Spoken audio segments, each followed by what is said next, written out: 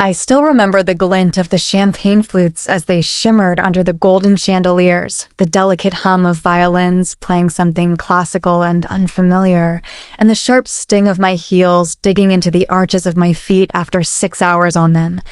The gala had just started, but I was already exhausted. My name tag read Marianne, but nobody ever used it. Not unless they were angry about something, like their glass being a little less than full.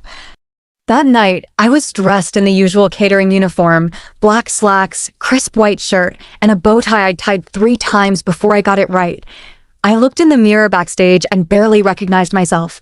I'd once stood in front of a different mirror, in a white coat, fluorescent lights bouncing off my stethoscope, a vision of the future so clear I could almost touch it. But now, in this satin-crusted world of politics and power, I was invisible. I wasn't Dr. Marianne Reyes anymore. I was Miss, or worse. Hey, you. But I needed the money. Medical school debt doesn't pay itself, especially when your life is on hold after everything goes wrong. The kind of wrong that strips you of your title, your license, your dignity. And yet, I kept going, night after night, party after party, serving shrimp skewers and vintage wine to people who wouldn't last 10 minutes in a level 1 trauma center. It was supposed to be just another gig. Another night of pretending I didn't care, of disappearing behind a tray and a forced smile. But that gala changed everything. The venue was the governor's mansion. I'd never been inside before, though I'd passed by countless times, back when I still lived in my tiny apartment across from the hospital, back when I was chief resident and thought my career was finally taking off. I didn't even realize who the event was for until I saw the name printed on the menu cards. Governor Ronald Whitaker's annual Unity Gala. Whitaker, the same man who, years ago, had visited my ER after a horrific car accident. I remembered how his arm had been almost torn off, how the junior doctors hesitated, how I'd taken charge, barking orders and suturing a governor like he was just another John Doe. He never knew my name, just that a woman doctor with steady hands had saved his life. Or so I thought. I pushed the memory aside and balanced the tray on one hand, moving through the room like a shadow. The guests wore tuxedos and sequins, and their laughter echoed like bells, too sharp, too rehearsed. Most of them barely noticed me, but I noticed them. That's something you learn fast as a waitress, how to read people, how to disappear while still seeing everything. At one point, a woman with a gleaming diamond necklace leaned in and said, "Sweetheart, this one's flat. Bring me another, won't you?" She didn't wait for an answer, just turned back to her table mates and resumed whatever vapid story she'd been telling. They all laughed. I bit the inside of my cheek and nodded. As I moved away, I heard one of them snicker. "She looks like a deer in headlights. Poor girl probably flunked out of college." The wine bottle in my hand trembled slightly. I took a deep breath. It wasn't the first time I'd heard something like that. Wouldn't be the last, but it still hurt, especially coming from a woman whose Botox probably cost more than my remaining tuition debt. By the time the speeches started, I'd managed to disappear toward the back of the room.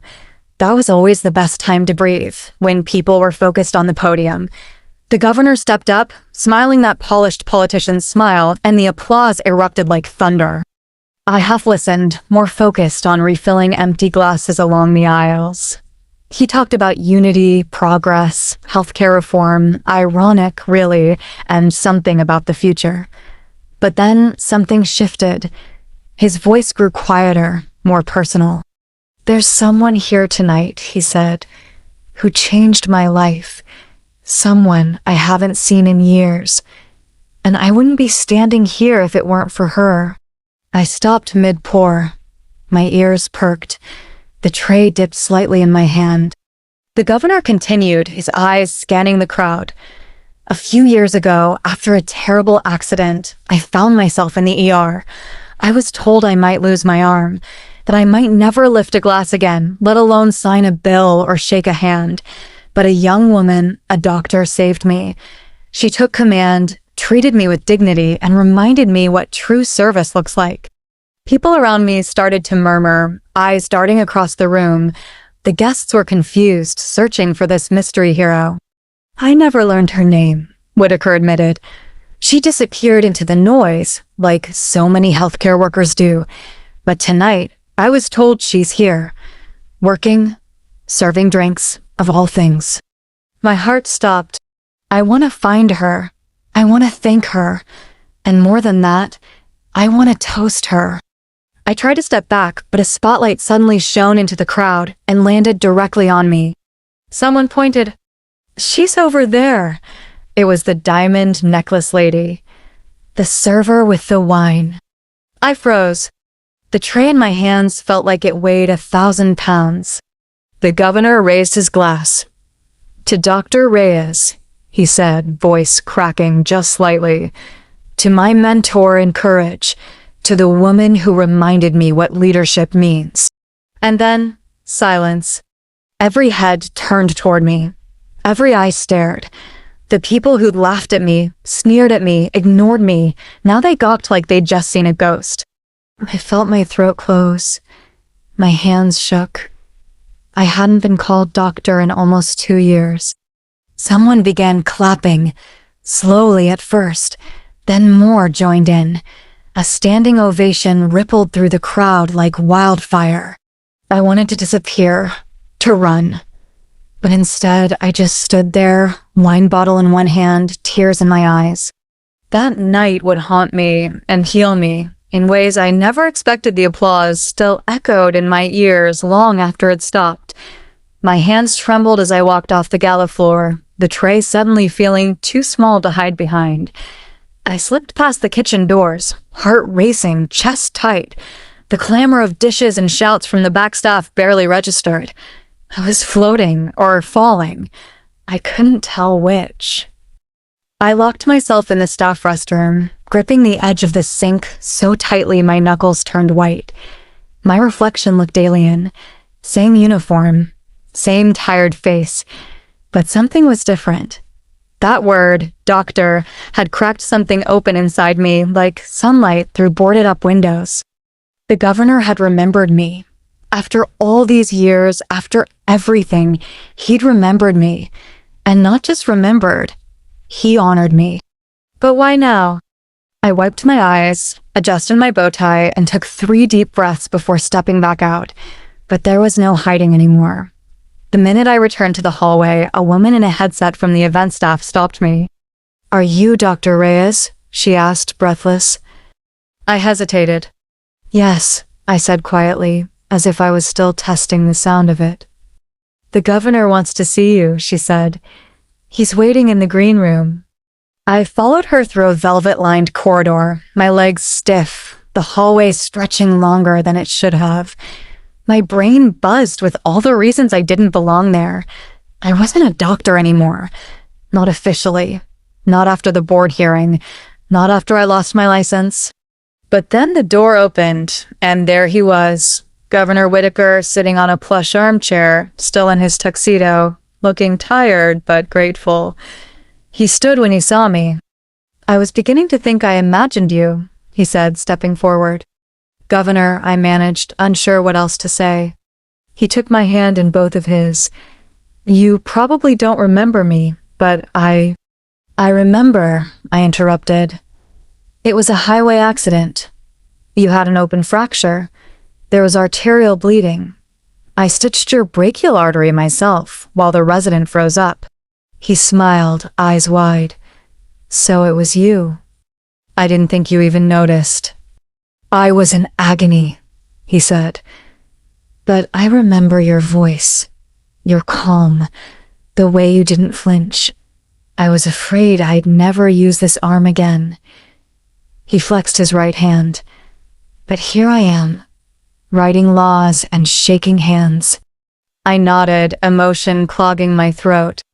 "I tried to find you afterward," he said. "The hospital said you'd taken a leave." "That's a generous way of putting it," I said bitterly. "I was forced out. There was an investigation."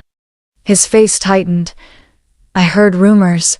Something about a wrong dose." "It wasn't wrong," I said quickly. "It was aggressive, off-label. but it saved the patient. Still, the hospital panicked, said I overstepped. The family sued. The governor looked stricken. That's a damn tragedy. I've been working gigs ever since. Catering, temping, anything that pays. You should have been running a hospital. I looked at him. Tell that to the medical board. There was a pause. Then he said, maybe I will. I blinked. What? He straightened. I've been working on healthcare reform. Quietly. But after tonight, I want to be louder. We need doctors who take risks, who care more about outcomes than liability. I want to use my office to investigate cases like yours. Maybe even fund a review board for reinstatements. Independent ones. You think they'd listen to me now? They already are, he said. Social media's blowing up. Someone caught the toast on video. It's everywhere.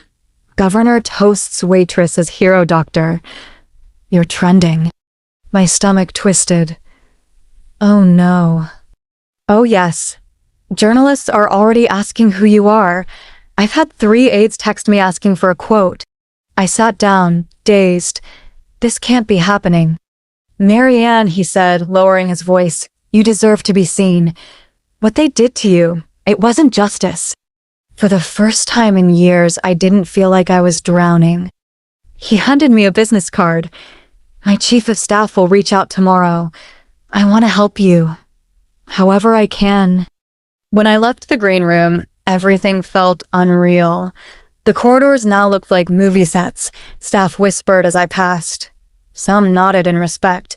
The same people who hadn't seen me earlier now stepped aside for me. When I reached the kitchen, my manager pulled me aside. You're going home, he said. What? Governor's orders, he said. Full pay. Extra tips. He said you're not supposed to serve another glass. I didn't argue. I couldn't. I left through the back entrance, still in uniform, stepping into the cool night air like I'd walked through a portal.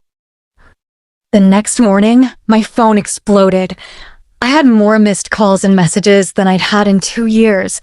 Old med school classmates, former colleagues, even my estranged mother, who had once told me I'd brought shame to the family name. They were all watching. The video of the toast had gone viral. Comments flooded in, some cruel, accusing me of staging it, but most were in awe. Strangers called me a hero. Medical professionals said I was the reason they joined the field. Someone even started a hashtag Justice for Dantes. Later that week, I was invited to speak on a morning show. I wore my old white coat, not because I had the title back, but because I never truly lost it. When the host asked how it felt to be redeemed, I told her the truth. I never stopped being a doctor, I said. I just stopped being allowed to practice as one.